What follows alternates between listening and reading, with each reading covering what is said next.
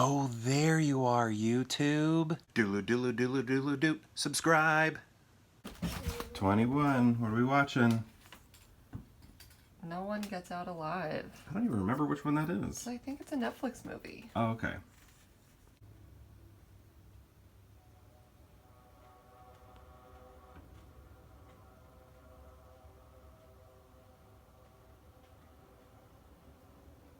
Okay, so no one gets out alive. That's the title. Terrible title. Actually, it matches the movie, I guess, but I don't know. I just think that's a lame title. It's one that you're not going to remember. I actually had to look it up before I started this video. And even then, as I was saying it, I wasn't sure I was saying it right. It's just so generic. Could be the title of any horror film. So there's just nothing memorable to it. When there are things in this movie that are quite memorable that I think you could use to your advantage to title the film. But I do know it's based off of a book of that same horrible generic name. So they probably just felt like they had to stick with it.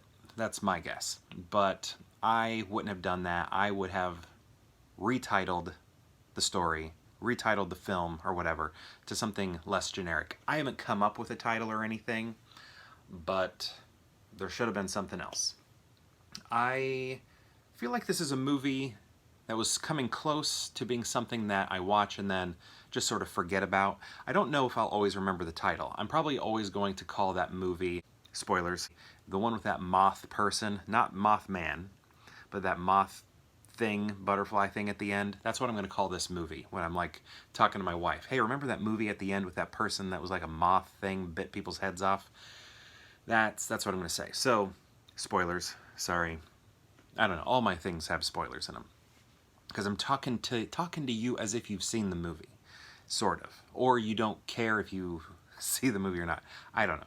But this movie, I think, had a really great start. The opening bits, this character that we're following in this haunted location, and people are disappearing, and nobody's caring, and all of that makes sense as to why these people are going missing and nobody's going after them. It's like, oh yeah, they just solved this problem that a lot of horror films have that just gets glossed over. It's like this movie solved it. That's amazing.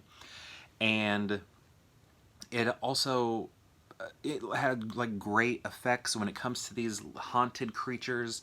They're hiding in corners and shadows, and they are very spooky. And I'm like, okay, this is great, this is great. But then I think the movie has a lull, is that the word? Lags a little bit in the middle. And this is a short film too. It's not a short film, but it's a short movie. I don't know, you know what I'm talking about. It's like, what is it? I think it's like 90 minutes long or something like that. So you're not spending a lot of time with the movie, but for a movie that's that short to feel a little long isn't good. But then things get really strange at the end and kind of pick up and get interesting. I don't know if it's for the good or not. I think it is, because you're kind of like, and then you're like, oh, this is different. This is weird. Wasn't expecting this at all. Because there's this weird creature thing that comes out of this box that's about like this big. It's like a square box, but when it's open, it's like this long tunnel, and out of the tunnel worms out a little moth human thing. Something that, had this movie been directed by David Cronenberg, you would have been like, oh yeah, this is great. Cronenberg should have made this. I would love to see this with the Cronenberg eye, because I think it could have been a fantastic movie. The ending, that moth thingy, is at first presented a little heavy on the CG, and that's a bit jarring because everything else visually looked very realistic. Yeah, very realistic, like the ghosts and things that you're seeing in the corners, hiding in the shadows, all of that looked very practical and real. It might not have been practical, but it just had a tangible quality to it. But then this thing's like slithering out, and then you're like, ooh, that doesn't look very good. That looks a little off. But then they sort of change the way in which it's being filmed, and it might be practical effects at this time, or a blend, or just the way it's being shot. The CG is masked a little bit and not as obvious, because we're getting these wider shots of this creature, and it all looks a bit more convincing to me. But when we were getting like close-ups of its hands, it was like, oh, I don't think I like that. They look like cartoon hands. But then I think we did get some practical hands also, which, you know, that was fine. But when it was like crawling out, it was a little cartoony, but minimal. It was like jarring for a second, took you out for a second, but then you're right back in the movie.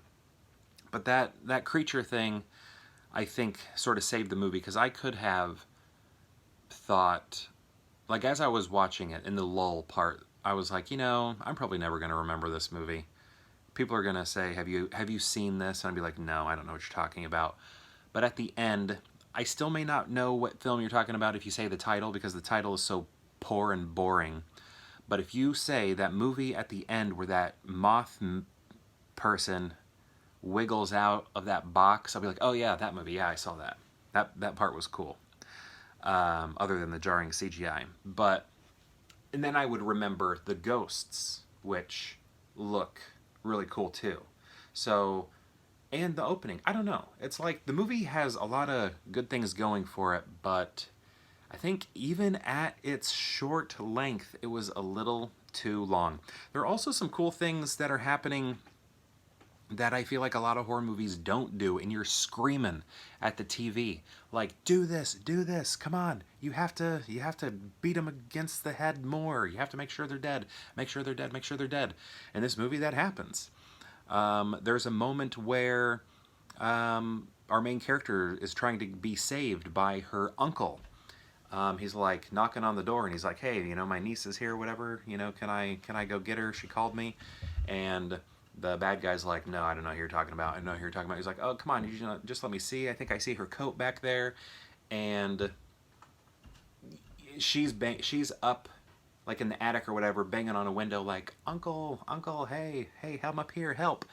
And I feel like in any other movie, that's it. Like she's banging on the window and he can't hear her, and you're screaming at the TV as a viewer going, break the window and scream, break the window and scream. But then they won't do it, right, in a movie. And here it happens. She breaks the window, and then she's like, help, help, help. And it's like, all right, we never see that. And then the uncle hears it, and then he bashes through the door, and it's like, all right, this is awesome. This is so cool, because normally you're yelling at the TV to do that, and they did it, and I loved that. So, I don't know, as I'm talking to you, it probably sounds like I'm the biggest fan ever of this movie, even though I still think it's pretty forgettable, other than that weird moth thing at the end, slug. I don't know, what I think it's supposed to be like it's weird. It's weird looking, whatever it is, and that's why I think Cronenberg would have been good for it, or Carpenter. You know, I just watched The Thing yesterday, but I think Cronenberg could have done something cool with this. But otherwise, I'm gonna give this movie a, I don't know, I don't rate them. What? I don't ever rate them. So just see it if you want. It's on Netflix. That's how we watched it, and perhaps I'll see you tomorrow for more Pure Hangout. Doodle doodle doodle doodle doot. Subscribe.